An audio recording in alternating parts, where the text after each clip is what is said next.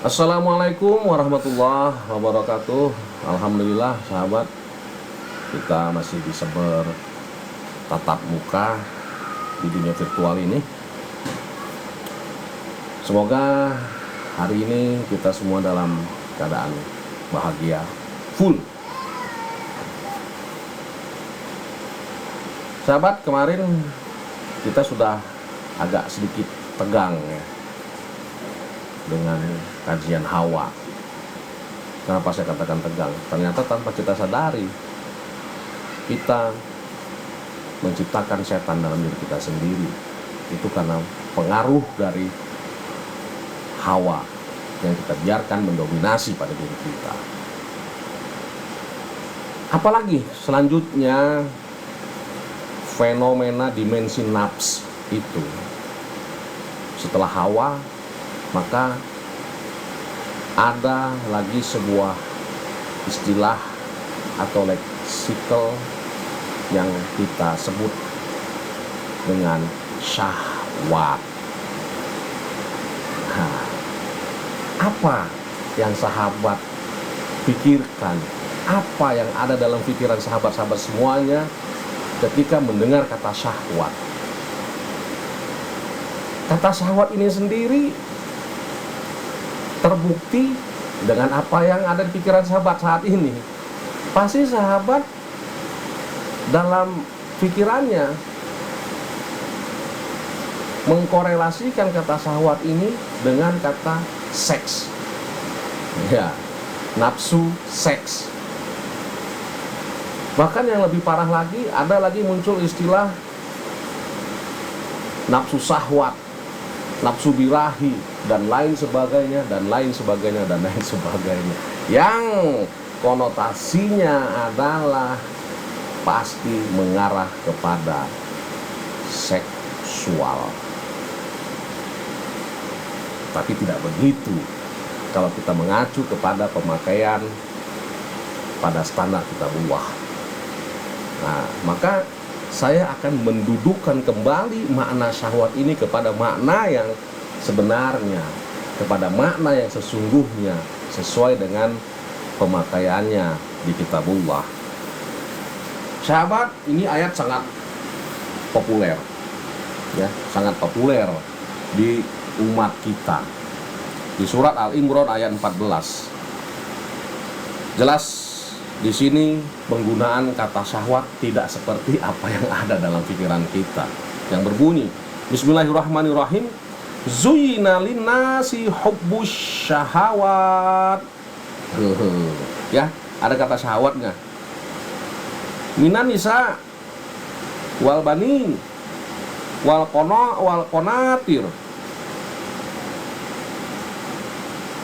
wal muqantirah minal zahabi wal fiddati wal khail wal musawwamah wal an'am wal harfi dzalika mata'ul hayatid dunya wallahu indahu husnul ma'ab. Dijadikan indah pada manusia kecintaan kepada apa yang diingini, ya, yaitu wanita-wanita, anak-anak, harta yang banyak dari jenis emas, perak, kuda pilihan, binatang-binatang ternak, sawah dan ladang. Itulah kesenangan hidup di dunia, dan di sisi Allah lah tempat kembali yang paling baik. Nah, sahabat, sekarang mari kita kaji ayat ini secara linguistis, ya, secara istilahnya disebut dalam linguistik itu wazifatul lafzah fil kalam, kedudukan lafaz dalam kalam dari sebuah lafaz, dari sebuah kalimat. Ya, kita mulai dengan sebuah pertanyaan. Siapa subjek tersembunyi yang telah menghias atau membuat indah di balik kata zuyyina?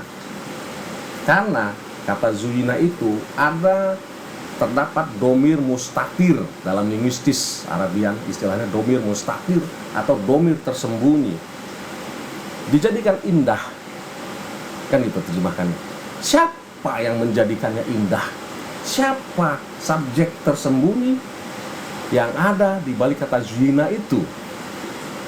Jawabnya, subjek yang ada di balik kata zina adalah Allah. Berarti Allah lah yang telah menghias, Allah lah yang telah membuat indah. Pertanyaan yang kedua, siapa yang dihias? Jawabannya mudah. Yang dihias itu adalah Anas, adalah manusia. Pertanyaan ketiga, apa hasil suatu kerja bila menghias? Apa hasil suatu kerja bila membuat jadi indah? Tentu saja hasil menghias jadi hiasan. Ini logika bahasa ya. Ketika kita menghias, maka hasilnya adalah hiasan.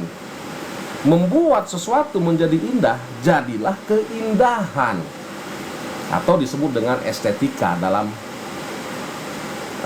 istilah yang kita adopsi dari bahasa luar sana. Estetik atau estetika. Nah, estetika itulah yang namanya syahwat. Keindahan itulah yang disebut dengan syahwat. Ya. Terus sebelum kata syahwat ada kata hubbu. Hubbu itu artinya cinta. Apa kata hubbu bukan termasuk hiasan? Jelas bukan. Hubbu, cinta itu adalah kata sifat. Cinta itu adalah kata sifat. Kemampuan untuk menangkap, memahami syahwat atau estetika adalah salah satu dari potensi hubbu itu. Kemampuan menangkap keindahan adalah potensi dari rasa cinta itu. Nah, Kitabullah telah menginformasikan hubbu adalah sifat Allah. Makanya ada istilah Al-Habib, yang sekarang nggak tahu kenapa istilah Habib ini hanya berlaku untuk keturunan para Rasul. Padahal Allah sendiri menggunakan kata Habib itu. Ya. Tidak ada ayat yang menyatakan syahwat untuk menunjukkan eksistensi Allah. Tidak ada sifat Allah asyahwat, itu tidak ada. Jadi jelas, hubbu adalah potensi fitrah ciptaan Allah untuk manusia dan merupakan kebutuhan standar. Ya, merupakan kebutuhan standar, basic atau primer. Cinta itu adalah kebutuhan basic bagi manusia, kebutuhan primer bagi manusia. Tanpa cinta, manusia bukan lagi manusia namanya. Berbeda dengan syahwat atau hiasan atau keindahan. Hiasan ya, atau keindahan itu bukan kebutuhan standar, bukan primer, bukan basic need, tapi sekedar aksesoris, pelengkap kehidupan. Bahkan bukan pelengkap hidup. Dia pelengkap kehidupan, bukan pelengkap hidup. Beda ya antara pelengkap kehidupan dengan pelengkap hidup. Selanjutnya semakin jelas pemahaman bahwa kata hubbu didayagunakan hanya dan secara mendasar untuk segala sesuatu yang nilainya mendasar pula. Ya. Tapi syahwat tidak. Syahwat itu kebutuhan, bukan kebutuhan standar. Dia itu hanya pelengkap kehidupan, hanya aksesoris, hanya estetik. Ya. Syahwat memang asri dan artistik, indah, tapi bukan kebutuhan dasar. Dan tanpa aksesoris pun manusia bisa kok hidup. Bisa, tanpa aksesoris manusia bisa hidup. Jadi kesimpulannya, syahwat memang beda dengan hawa. Yang jelas negatif. Kalau hawa jelas negatif, tetapi syahwat masih netral. Bahkan bisa positif bila kita mampu secara objektif menempatkan di tempat yang benar, dikelola dengan sistem yang benar pula. dan diarahkan untuk tujuan yang benar pula. Dari pemaparan ini, semakin kagum kita pada ciptaan Allah ini. Hingga nafs sebagai lembaga ubudiyah ternyata dibekali banyak fenomena dan dimensi yang justru membuat kita asik, nikmat untuk berjuang, untuk berjihadun nafs. Betapa tidak.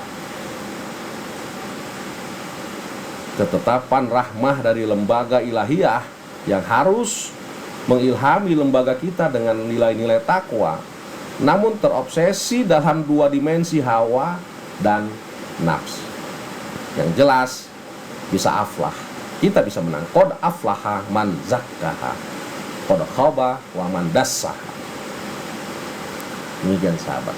Terus bagaimana sih kedudukannya dengan wanita, anak, harta, ya, benda piaraan, peternakan, lahan dan lain sebagainya? Jawabannya, semuanya termasuk kategori syahwat. Bahkan Allah di akhirat itu menyebutkan dengan ungkapan dzalika mataul hayatud dunya. Dari ayat ini pula kita simpulkan, samalah artinya syahwat dengan mataul. Jadi syahwat itu konotasinya tidak atau bukan yang mengarah kepada seksual, tapi syahwat itu adalah sebuah keindahan, sebuah estetika yang merupakan pelengkap kehidupan dalam menjalani hidup. Demikian. Assalamualaikum warahmatullahi wabarakatuh.